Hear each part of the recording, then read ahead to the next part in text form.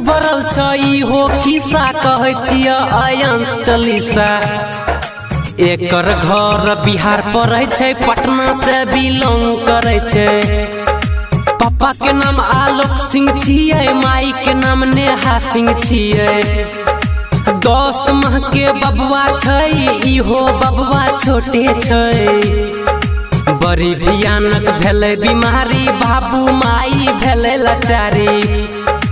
बड़ी दुख भरल छै खिस्सा, सुन ल भैया आयन चालीसा।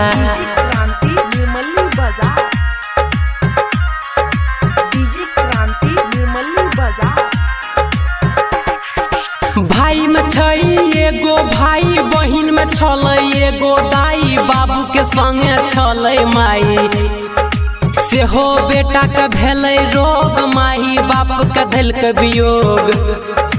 भोजपुरी के पहला सितारा राकेश मिश्रा भेलै सहारा। बाद में गुंजन सिंह अहले, बबुआ आयन के सपोर्ट भेलै। अंकुश राजा जब अहले, हाथ जोड़ के गुहार लगेलकै।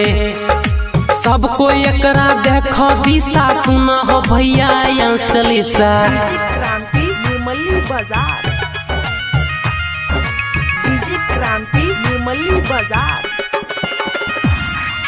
नीतीश मोदी ने पैसा दिलकै, बिहार के जनता चंदा केलकै, तब जाके इलाज चलैलकै।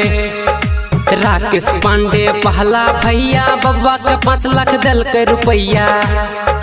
बीमारी छै बड़ा झकझोर, सुई के दाम 16 करोड़। नीतीश मोदी से कहै छी बतिया, सहायता कर कुछो रुपैया।